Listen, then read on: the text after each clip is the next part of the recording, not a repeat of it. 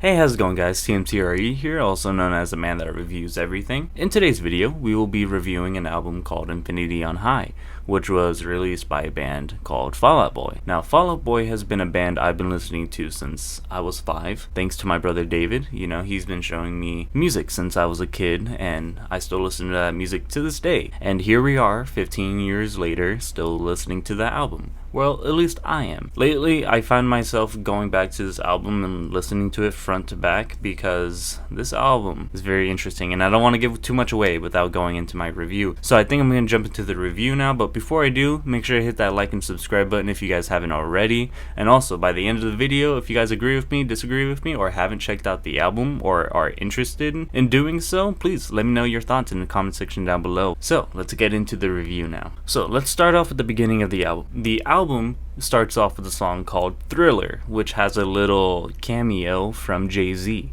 He gets to say a few sentences in the beginning of the song and then the song starts. But other than that, that's all we get to see from Jay-Z. So with the song Thriller, it opens up very strong. It's a very strong and powerful song. You can hear by the chords that they're using and just the energy that they're bringing in that song. That's the thing about this album. It's not just that one song. It's like the first 7 songs of this album that opens up so strong and it makes the album really good. That's the thing. These first 7 songs are hits, you know. I mean, at least the first 4 and then like 6, 7, because the 5th song on this album is titled Hum Hallelujah. And that's one song that I'm not a big fan of. I mean, I can listen to it, but it's not one I'm going to be going back to constantly to hear again. It's not the same. Honestly, it felt like it takes a step back from the other songs. I don't know. I wasn't really feeling it, especially the whole hallelujah at the end. I'm like, no. No, I didn't really like it. I didn't really feel it, but, you know, I can still listen to it. It's just not one I'm going to go back to listen to. But the ones I will go back to listen to are the other songs. And I'm going to list them real quick because they're not a lot and these songs are really good. So, The Takeover, The Break's Over. Such a good song. And the transition from Thriller into that song, because this is the second song on the album. But this song is so good. I love it. I love it. I love it so much. It's so catchy. The rhythm in it, beautiful. The lyrics in it, really good. Just everything. It just makes you want to like dance or just do something. I don't know. It makes you move, you know. And if a song can make you move, it's doing its job and it's powerful. And then that song is followed by This Ain't a Scene. It's an arm race. Now this song you might have heard back in the day on the radio or on MTV when they used to do music instead of like reality TV shows now. But if you haven't heard this song, I highly recommend it because this is one of my favorite songs off the album. This song feels so blues, feels so soulful, and it's rock in there too, you know, like it just has all those elements, and that's the thing this album kind of carries, that soulful rock blues element, and it has that and it implements that into this album. But this song right here is a very good example of that, and it's one of my favorites. I love it and I sing to it all the time, and that ending, it gets you singing it too. But then that song is followed up by probably what's my favorite song on the entire album, and the song is called I'm Like a Lawyer with the Way I'm Always Trying to Get You Off, Me and You. It's a long title name, I know, but it's so good. This song is so good. Lyrically, I love the lyrics in this song so much. And throughout the entire album, this album is really good lyrically, as well as the production and sound.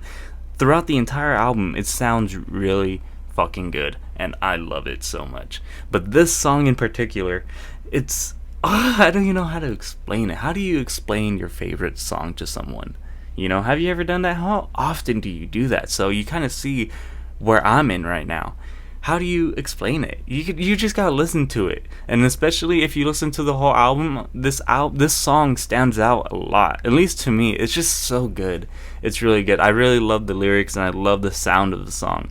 It really flows so well together, and I have nothing but high praise for it. And then the next one is Hum Hallelujah. But then after that, it goes to Golden.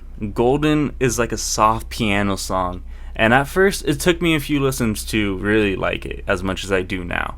Because at first, I wasn't really feeling it. I was like, why is this a slow song? Like, I want to go back into that rock element, my emo phase. So it was that on top of also me not really connecting with the lyrics, me not really understanding what the song's about. But then giving it a few more listens and going through the lyrics and hearing what they're saying, I actually love this song a lot, and this is like also one of my favorites. The vocal performance from Patrick Stump was really, really good, and it just makes me love the song even more, as well as the lyrics. So Golden is definitely a good one as well. And then the seventh song is Thanks for the Memories, which is another song you might have heard on the radio as well, because this song got pretty popular back then. But this song is a classic. It's a classic. It's an instant classic. So good, and I just love everything about it. The lyrics again, the flow of the entire song, and the chords, the guitar is honestly really good in this too. And I love it all. I love it all. The music video is funny. It involves Kim Kardashian and a monkey. I'm just going to leave it right there so you guys can go check it out if you want.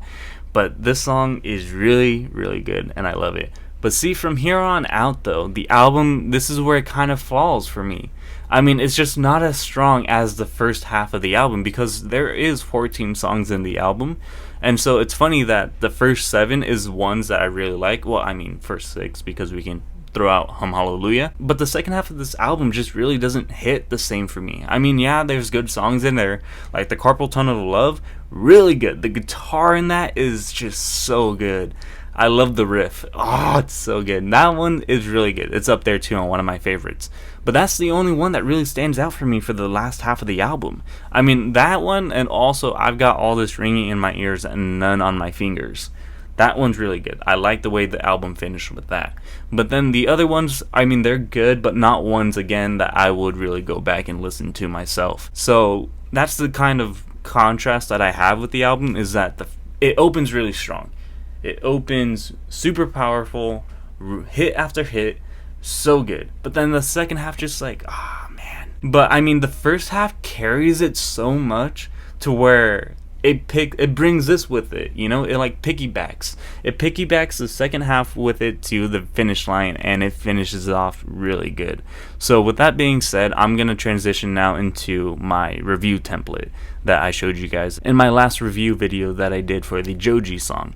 But this time it's going to be for the album. So let me show you guys that. So as you can see here, everything's the same. I'm going to keep the same style for all my reviews, all my album reviews, and all my single reviews. So now let's review Infinity on High. So starting off with production and sound. Like I said, production and sound is phenomenal throughout the entire album. So good. It sounds really good. Everything, this from the vocal performance, from the instrument performance, it just sounds good. So I'm gonna give it a 5 out of 5. So now lyrically, like I said throughout the video, a lot of these songs are very well written. So good, and I'm just gonna really leave it at that. I really want you guys to go check out the album, some of their songs, and see if I'm wrong. And if I'm wrong, please let me know in the comment section down below. I would love to hear your guys' thoughts as well. So lyrically, 5 out of 5. Now for the influence and impact. Now, for me personally, it has a huge influence. It's something I really go to get creative or get in that creative mode, because what these guys are doing were so creative and just so powerful that I really look up to it. And I'm like, man, that's true art. It really is. And not even just me, the influence and impact it had on the alternative game, even the emo scene back then in the mid 2000s, they really did a huge impact on a lot of people. So I'm gonna give it a 5 out of 5. This album was really good. Now just wait till I do their first album, From Under the Cork Tree, but that will be in the future. So now let's start grading it for the casual listeners. For the casual listeners who know Fall Out Boy, who haven't really heard their old stuff, which would be really surprising to me, or maybe the casual listeners who have heard their old stuff, I'm gonna give it an A. I'm pretty sure they would love this, I mean, especially old fans of Fall Out Boy. How can you not love this album, especially from what their music is like now? Big change, and it's honestly better than what they're putting out now. And for the new fans who haven't heard the old Fall Out Boy, this is honestly way better, and like, you guys would see this once you listen to this album. Like, wow, why can't they make music like this again? Now for the fans, I'm gonna give it an A+.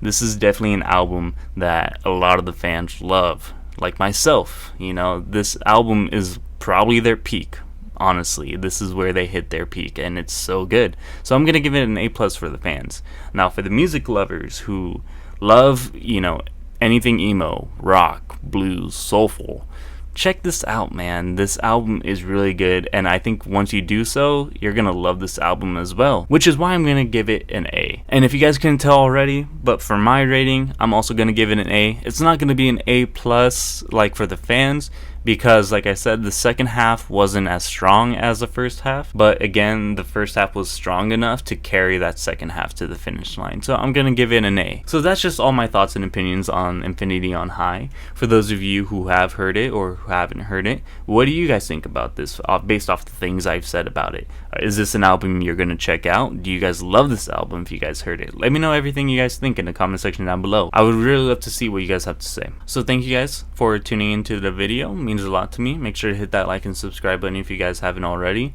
So thank you guys again. I hope you guys have a good day today. Spread the love and stay safe out there. I'll catch you guys in the next video. Peace out.